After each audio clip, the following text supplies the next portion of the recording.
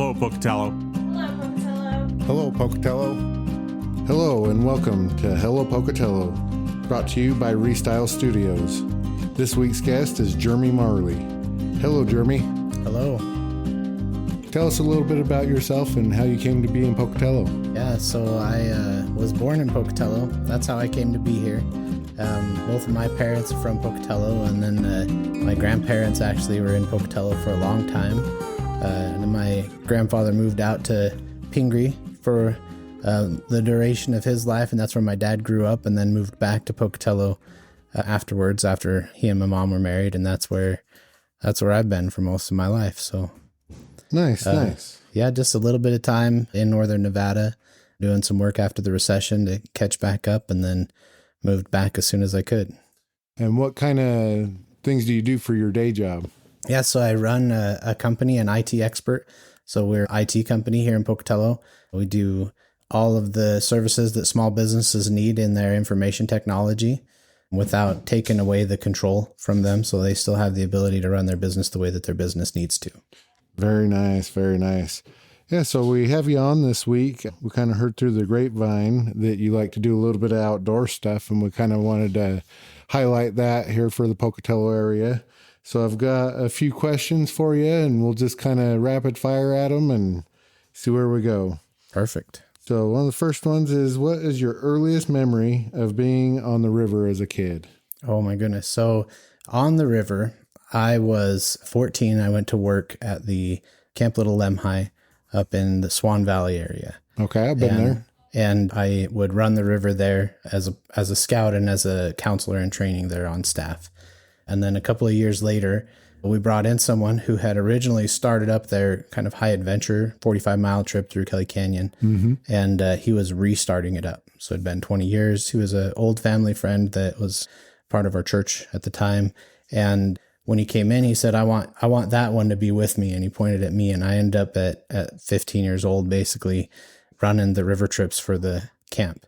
I was too young to be the director of anything, so I couldn't have an official title. And I always had to have somebody that was 18 go with us. But I was the one that was in charge pretty much of the entire trip. So yeah, I remember going up to Little Lemhi as a scout and hating to do the swim test because of how cold the water was. Is enough to turn you into an ice cube. Yeah, it was pretty chilly up there. I don't know. I like the cold, and in the river, it's probably 20 degrees cooler in the river from there because it's coming out of the bottom of the reservoir. But oh, for sure. So what kind of experiences did you have when you moved to Pocatello when it comes to the river and the outdoors? Oh, yeah. So when I was 17, me and one of my buddies, I had a couple of boats that we borrowed, and we just said we need to run a river. And we weren't the brightest or the smarter or the fastest at the time, but we liked to get wet, and we decided to put into the river just up by Black Rock. Okay. And so where the river put in is now up at Black Rock. That's exactly the spot that we put in the first time we ran the river. And it wasn't an official put in. We both got stinging nettle because it was just overgrown with stinging nettle. But we were looking for a spot that looked like we could get to the river, and we just pulled into the dirt and threw our boats in the water. And that's where we started. And ever since then, I've tried to do that river 2 times a year at least. I like it when the water's higher. So this year I went when it was a little bit colder. Last year I went just after the first snow melt, and it was really cold then. But Nice. So I was also kind of guided to ask you a little bit about the Edson Fichter nature area. You had a experience with that. Yeah, so when I was a kid, Edson Fichter didn't exist. And we would do this river trip, and where we would take out was down at the bridge by Ross Park. Okay. So the bridge is no longer accessible right now. There's the Overland Road or the Cross Valley Road or whatever it is, South Valley Road, something like that. It's the big road, but it's underneath the big road, there's a bridge. And that's where we would take out of our river trips that we would do. And there wasn't a spot that was a park or something that you get out before that. And so when I moved to Nevada, when I came back from Nevada, there was this new park that was kind of there, and they had just barely kind of started making it nice. And there's the rope swing that was down in that area. Mm-hmm. All of that stuff we used to still play in, but it wasn't a park back then. It was just was just back there ways. Yeah. On the backside of the grade school there, and we'd just go kind of hop some fences and get back there. But Edson Fichter has been it's been a unique development. And I recently met some of the people that are on the board, the Friends of Edson Fichter Park or something like that. And just started having some conversations with them, and it has been just enlightening. So we go and we walk there in the morning. It's one of the best spots to watch the sun come up or to watch the sunset, depending on which side of the trees you're on. Yeah. And one of the best spots to see Pocatello's kind of natural wildlife as it comes through, if it's not too busy. And it's got a river, which all of that matters to me a lot. So yeah. And it's just located kind of south of town, right? On the old town side. Yeah. So you know where the elementary school is there, just as you're driving down, you have to slow down to about 20 miles an hour just before you get to the gas station. Is that the one that merges out, going out to the dump?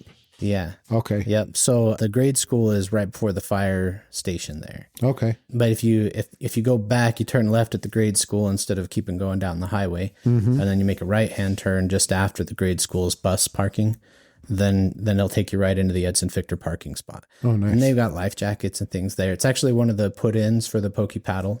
Yeah. We went to that for the first time this year. And thought that was a lot of fun. Yeah. So we actually, an IT expert actually was engaged in that the first year. Oh, so nice. we were one of the only volunteers that was out there. We were out there catching people as they were coming into, was it Liberty Park? Yep.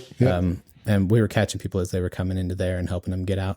That was a super fun thing. I don't know if we see it anymore, but that first year, I think I saw somebody in their late 70s and his wife floating down on the top of their hot tub cover. Oh, nice. Folded over, which is pretty epic. So kind of awesome. So it doesn't necessarily have to be anything that's if you can get in the water supposed to and be float boat-worthy, it, just as long as it floats. Yeah, it's kind of an incredible little float. And it was fun to watch and be a part of that. Right on. Yeah.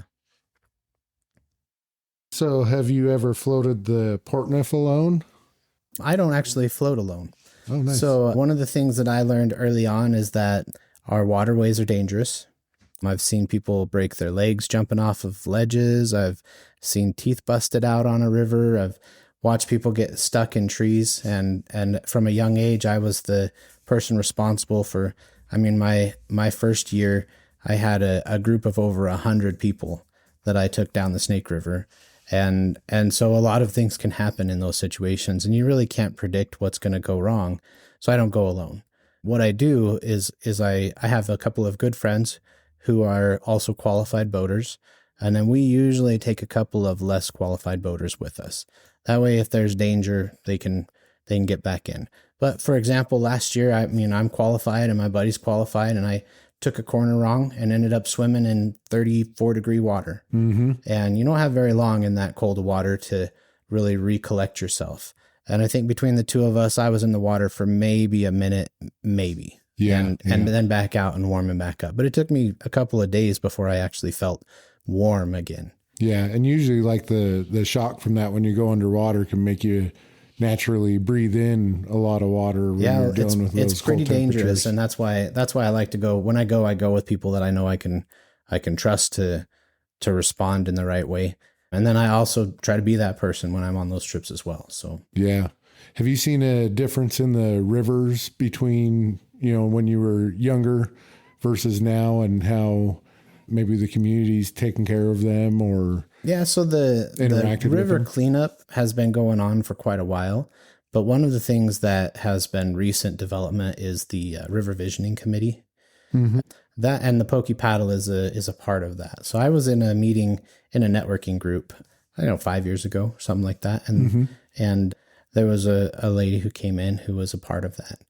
And she just said, this is what we want to do. And I said, I want to help however I can help. And so the put-ins that they have, those came because I ran those stretches of river all the time. I said, this is one of the best spots to put in. And over here is one of the other spots that you'd want to put in. And that was our original takeout. So you've got the spot in Black Rock where you can put in and run from that end down to Edson Fichter. Mm-hmm. And then you've got just down from Edson Fichter right by the bridge where you can put in. And that's actually where we used to take out. Yeah, for sure. Yeah, I've noticed like when I was a kid, there's a lot of the cities started doing the greenways and green belts and all that stuff. And I think that helped a lot of these other outdoor things like boating and fishing and angling and all that stuff to be a little bit more thoughtful when people went and take their garbage out with them, you know. I think it's interesting. One of the primary things from that outdoorsmen have is an innate sense of curiosity. Mm-hmm. So the reason that we summited Everest is not because Everest was easy to summit, but because it was there. Yeah. You know, the reason that we ford most of the rivers or run the Grand Canyon, it's not because it was easy. In fact, places like that, you know, they said that Everest was basically a stairway to death and hell. Mm-hmm. And they said the same thing about the Grand Canyon, right? That this was the gateway to hell. And the natives in that area, they believe that. That's part of what it was about. It's sacred to them. Yeah. The original people that ran the Grand Canyon, the Powell expedition, when they did that, they were crazy, because the rapids now are much more mild than they were. And there's only one class 9 in that stretch of river. And there used to be several class 10s, and you would just back to back 9-10, 9-10, 9-10 for the last basically 20 miles before it was out of the Grand Canyon. Yeah. And pretty crazy to think about that. And they don't classify rivers 1 through 10 anywhere but the Grand Canyon. Yeah. So the level that they are it's pretty insane. We look at our waterways here and we're like, those are some good rapids, and they're pretty good. They're good class 4, class 5 rapids in the Grand Canyon. Yeah. Yeah. and those are good, and they're dangerous, but there's a big difference. Yeah, I don't remember which one Lunch Counter is up on the Hoback Junction. Mm-hmm. We did that as scouts when we were a kid, and yeah, it's a 3-4, I think. Our group leader fell out right before we went through, so everybody was pretty scared because none of us had ever been whitewater rafting. So there's a lot of beautiful things to see and do in Idaho for sure, but yeah, definitely helps to get in touch with somebody that knows what they're doing. Yeah, it makes a big difference. So the Portneuf itself, we had some feedback. Last year, we were meeting with a hairstylist who had just gotten off the river with some friends, and they nearly died on the Portneuf through that stretch from Black Rock to Edson Fichter. You know, Mm-hmm. They didn't realize that it was just dangerous, and there was a lot of promotion going on about, oh, it's totally safe, and you know, you can pretty much stand up anywhere along the way, and that's true about this time of year. Yep. But in the early spring and even into the late spring before June hits, the water's deep, and you can end up in an eddy that will circle you around for hours. Yeah. Where would you say the best places for information about the Portneuf River and to get some of this knowledge before somebody goes and floats it? So they've done a really good job of kind of advising on those things now. At the time, I mean, a year ago doesn't seem like very long ago, but from there to now, there's a lot more information that's on it about what the level should be for somebody who's running it. Mm-hmm. The dangerous part about that stretch, it's not that there's heavy rapids, it's that there's a lot of strainers, a lot of overgrowth. And in the late summer, that's 10 feet above you. But in the early spring, it's actually, you're actually dodging tree branches that are laid down in the river. And yes. We went one year and had a tree actually had fallen into the river and that was basically impassable. And so we had to get out and pull our boats over top of it at the time. Yeah. And so you think about that being the kind of obstacle, someone who doesn't know what they're doing, they would hit that tree and then they would flip their boat and then they could get stuck in the branches below that. And that's pretty problematic. So it's probably worth hooking up with maybe a group on Facebook of people that are familiar with the river. And yep. And honestly, like I'm on Facebook. If people have questions about it, they can definitely reach out to me. The last thing I want is for, we have these awesome waterways here. And one of the worst things that can happen in a waterway in a public area is somebody dying or drowning. Yep. And so I don't want that to happen. I don't want anybody getting hurt anyway. I don't want to see our waterways shut down now that they're finally being used like they need to be. Because once they have the attention, then we start putting resources towards improving those waterways. Absolutely. And getting in touch with other people is good for, helping that along, but also having networking opportunities with people to get to know people that like to do the things they like to do. Absolutely. And honestly, I mean, I do a lot of one-to-ones, I guess, one-to-one conversations with people, but my favorite way to do one-to-ones is to do a river trip. Mm-hmm. You know, it's hard to escape a conversation in a long river trip. So 4 hours is about I mean, when the Portneuf is high and it's raining, you get out in about an hour and 45 minutes. Yep. But most of the time it's 2.5 to 4 hours, that trip on the Black Rock run to Edson Fichter. The flat water run, I think 2 hours is about the longest that one takes. But yeah, and I think getting out into the wilderness helps a lot with a lot of things. Like I haven't taken my kids camping their whole entire lives until this last weekend, and they had a great time, and we didn't do anything. Right? It doesn't. We sat and read a book, and it doesn't take anything, right? Played some Uno, and they just really enjoyed it, and they'll remember it. Eaten alive by bugs and the whole ball of wax, And it's wild, but as miserable. I think my most miserable camping trip that I've ever been on was probably my kids' favorite camping trip. It was muddy. It was horrible. It was cold. I mean, there were so many things about it that I was like, man, this is the worst. And we got back and my kids were like, thanks for taking us camping. It was the best. And like, they remember it. And one thing that we forget is how resilient they are, how resilient we are as people in general. Yeah. But also anything that deviates from the standard course of day-to-day life is going to be an adventure. And that sense of adventure is really one of the things that it's in our inherent nature as human beings. Yep. Well, and like with Pocatello, you don't realize how close you are to nature. Like I didn't, I've had a pretty good idea because I grew up around here, but when I actually sat down to find a park or a camping site for us to stay, I didn't realize there were so many around here and how many of the little nature areas, and like with the Bureau of Land Management, and how much of their properties open to camp and do that stuff as long as you're responsible, just like you would be on the river. I think we've got 20-ish campsites within 15, 20 minutes away from us. Mm-hmm. Some of them are paid and some of them are free, and some of them are still kind of obscure. People ask me what my favorite one is to go to. I never tell them. I always tell them my second favorite. Yeah. Because I don't want them going to my favorite. That's where I want to be. And I want there to always be a spot open for me. Yeah. Yeah. There's a lot of cool things. I've been up to Scout Mountain a few times, and, it's just, the last couple podcasts it's been mentioned, you could go on a nice little nature walk on your lunch, Yeah. And right down in Sacagawea. There's not a lot of places you can do that. Sacagawea, you can do that. Edson Fichter is a great nature walk. I mean, you can, there's a lot of that. If you want the desert landscape, then you can walk I think it's Kirkham Trailhead. Mm-hmm.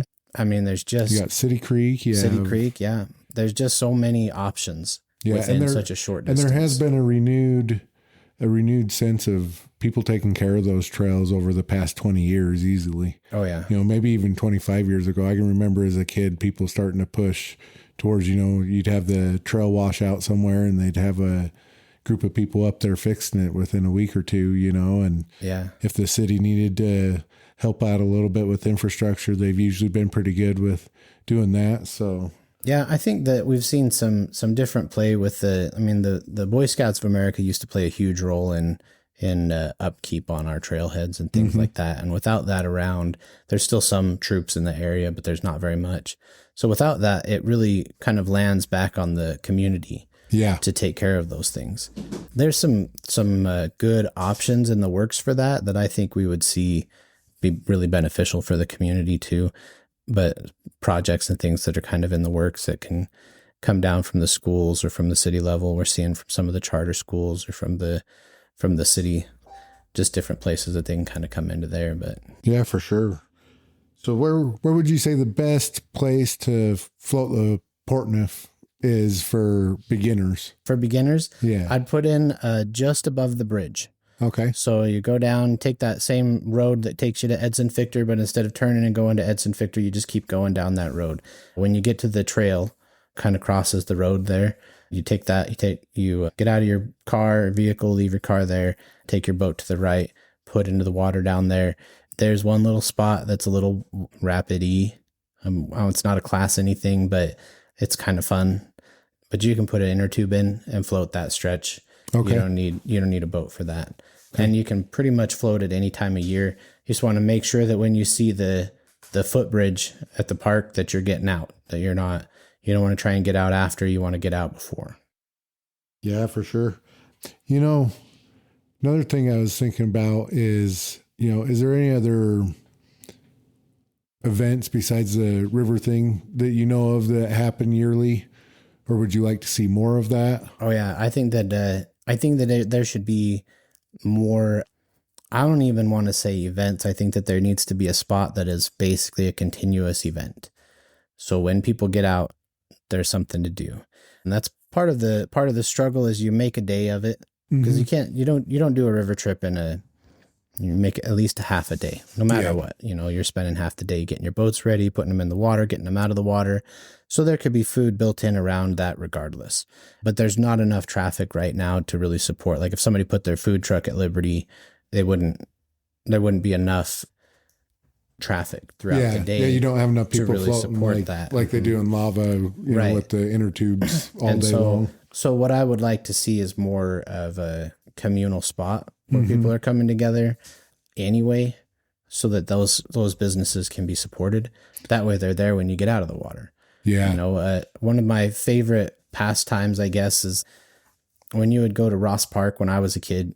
I would ride my bike from El Rancho Hill, which is basically on the edge of Chubbuck. Ride my bike or rollerblades, which is kind of crazy considering the alleyways and roadways that we took our rollerblades on back then. But yeah, the wheels were built better. Yeah, we would rollerblade all the way down to Ross Park and spend the whole day swimming. And then afterwards, you could go get ice cream, right? Yep. And there's that little Ross Park drive-in that's there. And that exists because enough people were doing that kind of thing that they needed to eat after you spend 12 hours playing in the water, you're starving. So Yep. Yeah, definitely. They used to have a carousel there. Oh yeah. And a little train, I remember. Yeah, so kind of similar. Idaho Falls has I think it's Toffus Park or something like that. Toffus Park had kind of similar thing. Yep. Pretty crazy how things change, but for the better too. They've got the new slides in. Yeah. And they've got the skate park that they've got finished up, and they're putting in all the walkways around town. Yeah, to kind of connect. Everything we see that's happening right now is good as far as making Pocatello more accessible, more, I want to say more visual, so you can see that stuff. The challenge has really been that nobody knew about it, right? Yeah. Now we have kind of a infrastructure for it, and people still kind of struggle to know about it. Like Sacagawea Park, a crazy thing that happens every once in a while, it floods, right? Mm-hmm. That is one of the coolest places to take a boat when it's flooded. Yeah. Because this water is pretty slow in most spots. It's kind of like a Lake of the Ozarks experience. You get back in, and there's lots of trees that are kind of like the trunks are underwater, and you can pull up to a park bench, and you can't quite sit on the bench, but you could sit on the back of it or something and put your feet out of your boat and pretend. I mean, there's a lot of stuff to that, where the trailways are, that the water is high enough that you can paddle that whole area, and it's kind of its own adventure, but you only get it for a month maybe when the water's really high. Yeah, that'd be a lot of fun. So how do you think that Portneuf River and the other waterways around here have shaped Pocatello's identity? Oh, I think that Pocatello wouldn't be here without a river. That's one of the primary functions of every community. American Falls exists because there was a river. There wasn't a dam. There was just a river and some waterfalls. Yeah. Idaho Falls exists because there was a river. Pocatello exists that way. Shelley, Blackfoot. That seems like everything out west was pretty much had to have a river. Water is one of the rare commodities of most of the places in the West, and it's hands down it's one of the things that we have an abundance of. We're super lucky to be in a place that has so much of that resource. Yeah, we have a lot of that. We have a lot of minerals. There's a lot of history. Some of the stuff, you hear a little bit about it when you're growing up in grade school, but even some of the more recent stuff that they find, even about Yellowstone and just all the geological stuff here. There's stuff for bird watchers, for rock hounds, for spelunkers, for, if you can think of something that you do outdoors, this is probably the place that you'd want to be to go. It definitely has been for me. I mean, I'm back here from Nevada. Nevada was good. I had good pay. I had a good job. Mhm. And they have some mountains and they've got some pseudo rivers. Yeah. But, you know, every time that I would drive across that state line, the air was different. Yep. Almost a feeling of relief was different. You knew you were home. And then again, that when you entered into the city limits, the same kind of thing. It's just there's a different type of people in Pocatello than other places. Yep.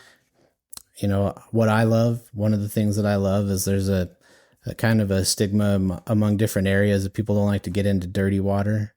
And for me, I don't think that I prefer the dirty water over water with chlorine all day long. Yeah. Yeah. I mean, a little bit of dirt will wash off, but I mean, that chlorine it's not my favorite thing. Yeah. Few microbes won't kill you, right? Yeah. Yeah. I mean, they might, but you never know. Yeah. But in our community, we really have a pretty incredible resource. Yep. And the Portneuf River it's not a small river, you know, concept wise, it's a pretty big river.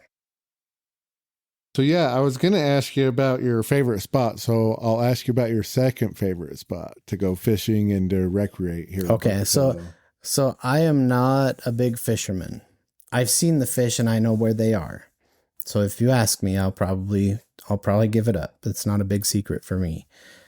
But I absolutely love to go up to the South Fork Meat Creek. Mm-hmm. To me, that's one of the best BLM spots that there is. Yeah. You can kind of get up there, and if you can find a spot to pull over, you can just camp. In fact, the first week I was married, that's where me and my wife went, was up there. You learn a lot about who you're married to when you do a camping trip like that. Yeah. And we had a good camping trip.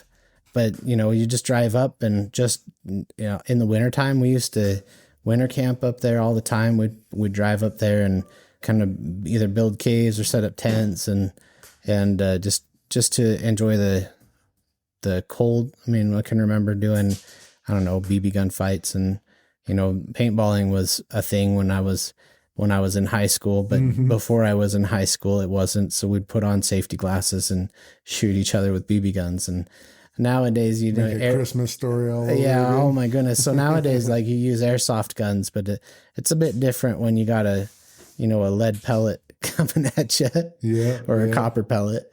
But yeah, we did a lot of things like that when I was younger. But now it's, you know, airsoft guns and things. But yeah, for sure. And a lot of that stuff's fun. We've got a lot of places that you can do that fairly safely, and a lot of really. And even good spots that are like indoors and better for the environment. Like, we don't try and go out and shoot plastic pellets everywhere. Yeah.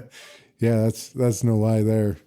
They made ones that were like bird food or something. Maybe that'd be a good thing to do. That'd be interesting. That's not a bad idea. Somebody needs to start that business right here in Pocatello. Bird food BBs. That's right. That'd be perfect. Or tree seeds or something. Then you have a whole forest when you're done. Be incredible. All right. So we'll kind of move on a little bit. Maybe we'll dig a little bit more into the river stuff, because we know that you like to do all that stuff. Who taught you about the river, and what lessons have stuck with you since then? Well, Kerry Smith of Kerry Smith Insurance on Jefferson was the guy when I was just a kid that came up to reopen that river trip for the Boy Scouts when I was up there. And Kerry was kind of a hard guy back then, but I learned a lot of things from him about not being afraid, or about doing things because you're afraid. So rivers and just a lot of things in life can be kind of scary, right? Yeah. And I remember the first year that I was up there that Kerry came up, we had, we called him, he was the aquatics director. And again, I was too young to be a director of anything. So he came on the river one time, and he had a pretty tragic experience in his youth where he lost a brother on a river. So he was terrified of water. And when we got there, he just said something to the scouts that just kind of threw everybody into a sense of kind of terror. Yeah.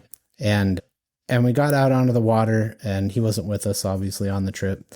And when we got out there, Kerry stood up in his boat and kind of held his paddle over his head and made not light of the river, but helped everybody to feel more comfortable in the situation that they were in.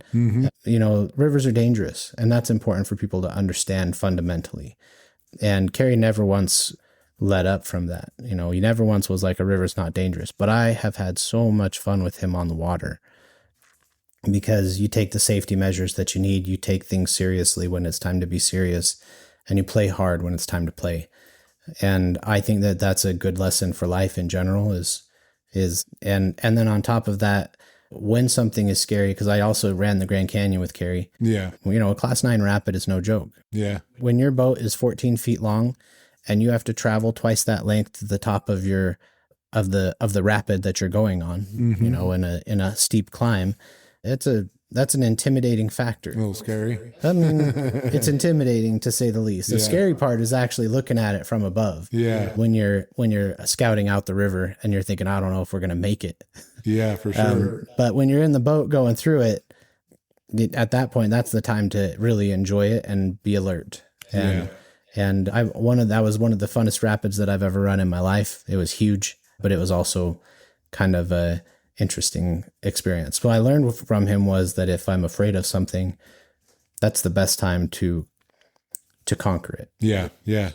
And that kind of ties in with something that I learned years ago when I did one of those scouting trips was, if you're going down the river, you want to make sure that your feet first, kind of like with life, is have feet first. So you're ready to encounter the obstacles and kind of walk over them or push yourself around them with your feet. So yeah, absolutely. I have some good scars on my legs from some feet first experiences. I'd rather have scars on my legs than on my head or my face or my back. Yep. So, but yeah, I mean, I had some I made stupid choices, along with all the decisions that I've made in my life, but some of them were pretty dumb, and I ended up in some humiliating situations and some situations where I'm glad I just made it out. Yep. And didn't make it in the news. Yeah. Especially in some of them, but yes. So have you had any crazy or unforgettable wildlife encounters while you've been in Pocatello on a boat? Like rabid squirrels coming to get you? Nah, nothing like steal that. Your sandwich? I mean, Pocatello is kind of interesting. We've had moose on occasion, but Pocatello, we haven't ever had a major encounter. Yeah. I've had lots of encounters elsewhere, mm-hmm. but in Pocatello in general, I've seen a lot of wildlife, but I haven't had to interface with them. So. Yeah. I remember I've been up the Horseshoe Lake, mm-hmm. and I was in a canoe and went through this really, really, really not very deep part. And we looked up, and two of us sitting in this canoe, and there's a moose standing above us. It was probably still 50 feet away, but it felt like it was like right over the top of us. I was they're like, big. Dude, I think we should get out of here because he could walk out here and stomp us to death, But so it's really good that you don't have a lot of the crazy wildlife encounters here in town. I mean, we've had mountain lions in town. Mm-hmm. And deer. I see a lot of deer. I see deer, turkey, and rabbits all day. Mm-hmm. But a mountain lion, that one can be scary. We've seen those frequently, actually, and sometimes in the inner city, which is kind of interesting to think about. Yeah.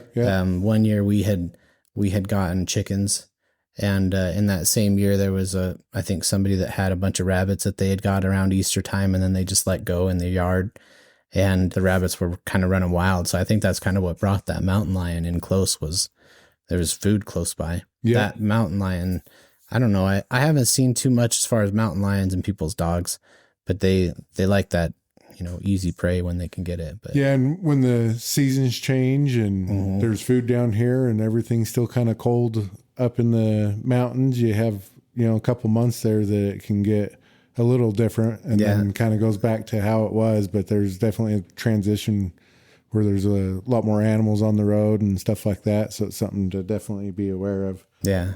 So how do you think the mountains and foothills and rivers and all that connect with like the outdoor culture? Do you feel Pocatello's starting to lean more towards being a more outdoors style? Do you feel it's kind of staying the same and strong, or do you feel like it's... No, I would say that Pocatello is coming into its own. So for a long time, Pocatello's had an identity crisis as far as knowing what it wanted to do with what's here. I think that we are a destination city in the making. Mm-hmm. And I don't mean destination city like Jackson Hole or Island Park. It's not the same thing. A destination city is a place where you go and you raise your family and you stay. That's a destination, right? A vacation is where you go and you go there for the weekend or the week and you come back. And here's like the more realistic, you want that whole lifestyle. So you move here, and this is where you move. Yeah, if you want to run a river, you can most of the time here. If you want to go skiing, you can go skiing within 15 minutes of here. Yeah. If you want to climb a mountain, we got some good mountains. They're not too tall, but we got some good ones here. If you want to really disappear into the backwoods, you don't have to go far to do that. Yeah, it's kind of the old saying, Pocatello being the gateway to the West. Mm-hmm. You don't realize that till you start looking at the freeways and highways and how they kind of go. And to get up to the Northwest, you got to go through I-15 and you've got to go through Pocatello, really. Yeah. Anywhere south from a lot of Salt Lake. And I spent a little while in Hood River this last summer. So we have a camper van, and sometimes we do work remotely, and we end up doing some work in Kennewick and the Tri-Cities area. Oh, yeah. And ended up in Hood River and found campground kind of at the base of Mount Hood. A lot of people go to Hood River so they can parasail, that kind of thing. And we had people that we talked to the whole time we were there. And people would come up to us and they'd say, "Oh, where are you from?" And we would talk to them about where we were from, and they'd tell us where they were from. And they would say, "Oh, yeah, we went through southeastern Idaho to Yellowstone." But a lot of times they didn't know where Pocatello was. Yeah. And that to me was a little sad because we're really the spot. Like, if you want to get somewhere, we're the spot. Everything else, Idaho Falls, their waterfalls are artificial. Their sledding hills are artificial. There's a lot of stuff that's not real. And that's not a real, good for rock climbing or good for most of this stuff. Yep. And they make it into that, whereas Pocatello has that stuff naturally here. So I wonder if we hadn't taken it for granted a little while, but I think that we're starting to really the populace that's moved in is starting to kind of bring it to the forefront. Yeah. And then most of us that have been here for a long time, I think a lot of people you get into the habit of working and you forget what's in your backyard. Yeah. And then just like you said, you hadn't been camping with your kids in their whole life. Yeah. Until just recently. And you get out, and as soon as you get out, then you remember. Yep. I worked in a mine site in northern Nevada. I worked for State Fire, which is a company that's here in Pocatello or in Chubbuck now. Yep. I was the IT director there, and I worked pretty much all the time. And I remember being just so busy I didn't think about camping ever. And I got a phone call from Carrie one day, and I was still kind of in between Nevada and Idaho at the time. We were getting ready to move back, and Carrie called me up and he said, "Hey, I want to do a river trip in October in Yellowstone. Do you want to go?" And I thought to myself, I don't know if I have time. And then I thought, you should go because it's a good thing to do. And it had been 7 years since I had been on a river at that point. And I did that trip, and within a week afterwards, I was saying, we need to move back. It's time for us to be back. We got to get back to Idaho. And so we moved back into our place that we had in Aberdeen. Mm-hmm. And within 2 years of being there, it was, we need to go to Pocatello. That's where we need to be. That's where we want to be. Yeah, yeah, for sure. So, and we've been here since then. So yeah, it kind of draws you back. That's kind of what happens. I used to joke, I'm like, I'm going to move away from Idaho and I'm never going to move back to this place, So I thought I was, go and see the world and all that stuff. But then you start raising your kids and you're like, yeah, I think I'll move back here. Yeah, I've been a few places and there are some places that I would say have some really, really great natural beauty to them. Mm-hmm. But I don't think that there are any places that are as cool as Pocatello. Yep. I think that this is one of the best places. I think that the people are some of the best people. I think that the recreation, some of the best recreation close by. For someone who doesn't go and do it all day long every day, if you want to climb Everest, then you got to live by Everest kind of, or you got to live by mountains that are really tall and go do that on a consistent basis.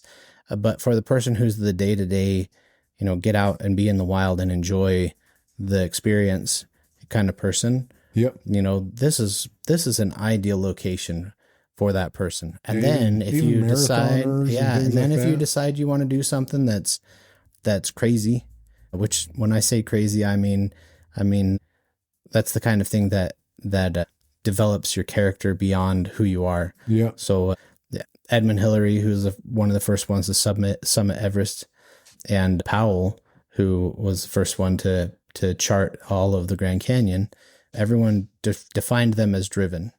And we think driven as like drive, they've got a lot of drive today, but actually in their day, driven meant crazy. Yeah. They were driven mad. Yeah. They were crazy. And so to be driven is actually a sign of in our world, it's a sign that you're about to accomplish something incredible. Yeah. Or you might just be an insane person. Back in the day, it used to be unhealthy. Yeah. And back in the day, they were like, hey, you're probably going to die from that. And we look at that and we kind of put those people who are driven out in front now, and there's less stigma behind it. We're like, that person has a lot of drive.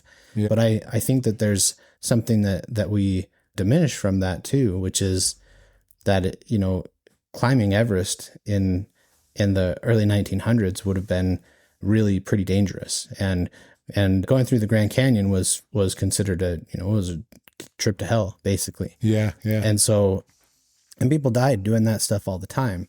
And so I look at drive now and I think, what's our definition of driven and how far has it moved away from the original mark? Yeah.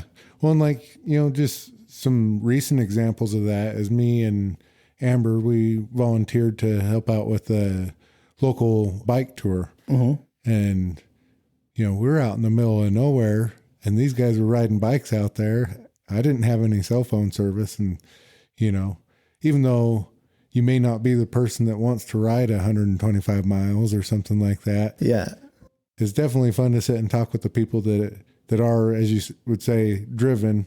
And I could use, one way of how you said that means versus the other, or the meaning of that, to where I may think they're crazy, but I'll still support them because I think. Well, I think, crazy to me isn't a bad thing. Crazy to me is a sure sign of someone's growth. Yeah.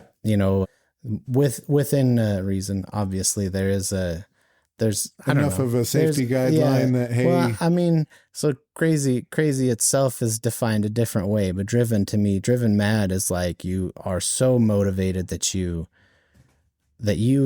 can't stop doing something that's going to change the world.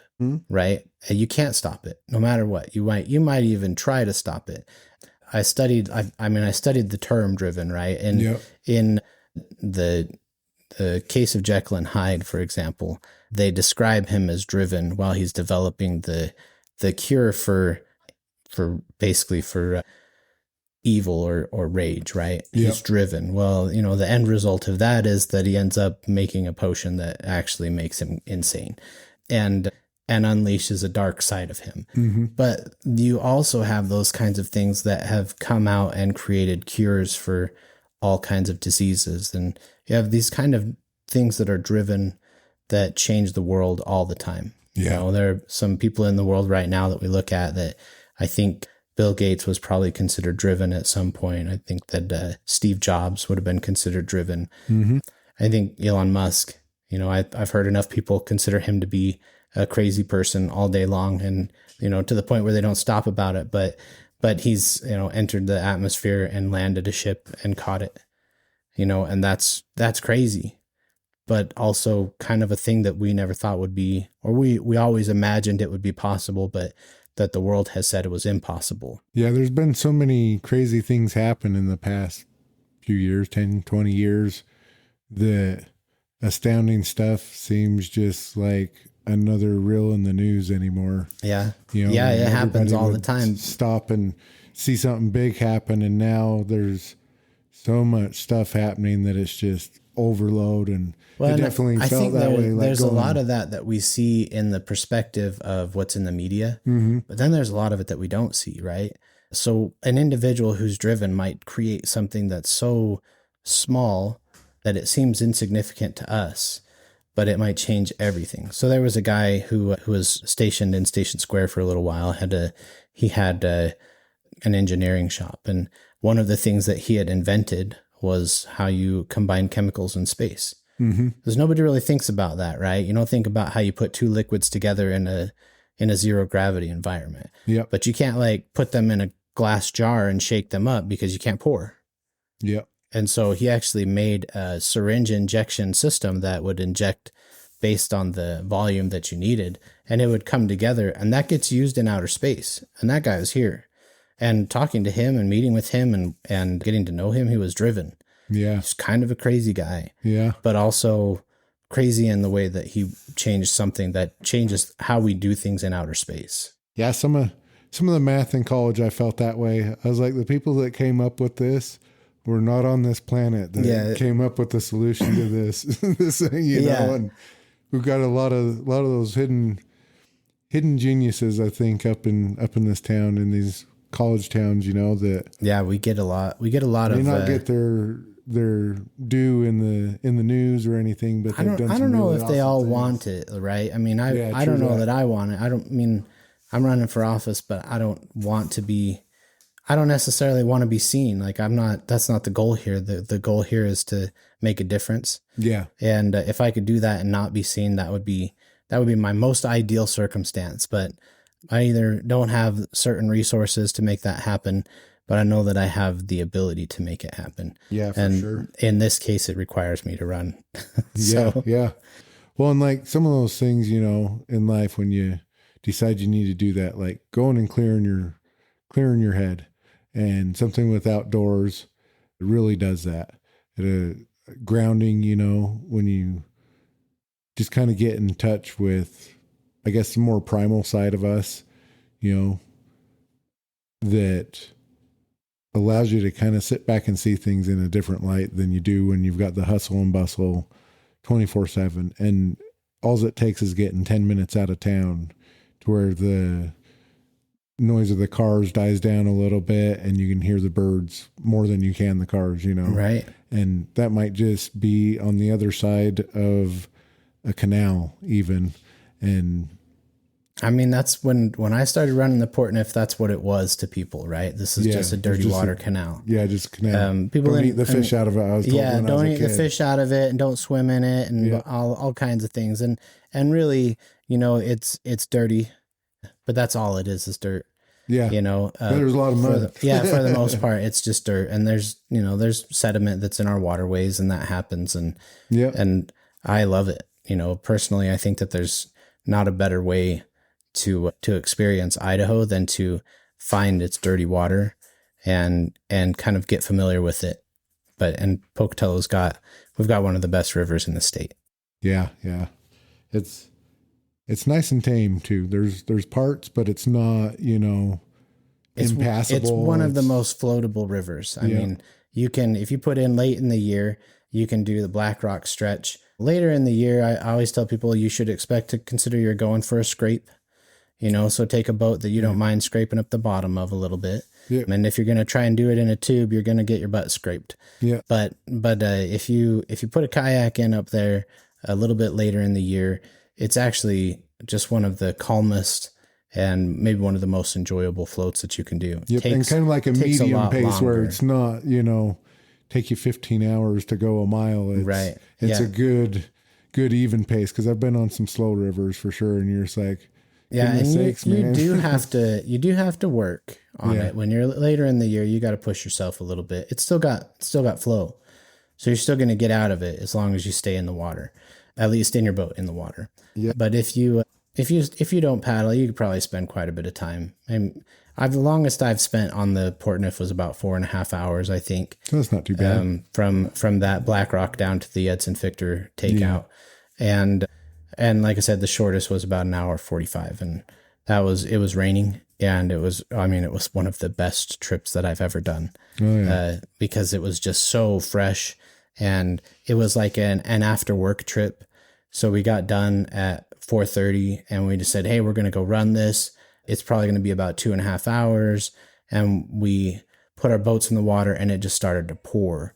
And we passed the first waterway coming in. So the water as it comes down out of the canyon, and it just increased the speed. And then every one of those little waterways, the little creeks that pour in, we just were going faster and faster. And when we got out, we were all just wet, but that was one of the funnest runs.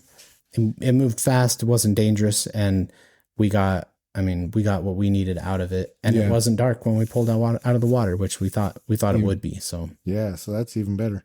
So I got 3 more questions for you. Okay. So the first one's going to be, do you have any outdoor traditions or lessons you want to pass on to community? Don't float our rivers without life jackets. That seems like I don't know, heavy-handed advice. This is dangerous to float the rivers without them. Mm-hmm. There are some stretches at sometimes of the year where you can stand up and it's probably okay. But if you're not familiar with it, get a life jacket before you go. Okay. That's probably the number one thing that I would suggest for people. All right. So if you had one day outdoor itinerary for someone new to Pocatello, they just showed up in town at 6 o'clock in the morning and say they had time to go do something, what would be your day trip itinerary you'd give them? Yeah, well, I'm a river rat, so I don't own a mountain bike, but I know that there's a lot of that going on. So if a person was really into that, that's one of the things that I would advise them to do, because we have some crazy good trails from what I understand. Yeah. But for me, we would put in at Black Rock and float straight down, probably take out at Liberty. I could spend half a day easy just enjoying time on the water. Yeah. And you know, once you get to the golf course side of the river trips, the strainers kind of die down. You float through Edson, Fichter, and there's the rope bridge, and you see all the community kind of on the banks there, and it changes the entire perspective of what it is, right? So people start to realize, oh my goodness, this is like in the 50s when people used to go and play in the water, and there's a rope swing and just some fun stuff that's going on there. And then you take out at the park down, and you're pretty much in Old Town Pocatello, and downtown is an ideal place to be. Yeah, and kind of see like the scenic side of Pocatello that you only get to see if you're on the river. Sure. All right. So I got one last question for you. After all these years, what does Pocatello mean to you? What does it mean to me? I mean, the challenging thing behind that question for me is that Pocatello itself is it's not the recreation, it's the people. I have been in a lot of places, and one thing that still happens in Pocatello that doesn't happen in a lot of places is somebody gets a flat tire. There's always somebody that pulls over to help. Mm-hmm. You have a tragedy like we had in Chubbuck last week, and people show up to help clean up their yards and take care of each other. And the people around here are really good at knowing how to take care of each other. Yeah. The people are great. That's really what I see when I see Pocatello's potential, is that it lands and lies in the people. So to me, it means community, and one of the best communities that I've ever seen. Well, awesome. Well, we appreciate you having you on the podcast, and we thank you for sharing with us about the river and all the fun things to do here in Pocatello, and we wish you the best of luck going forward. Yeah, thank you. Thanks for having me. Well, awesome.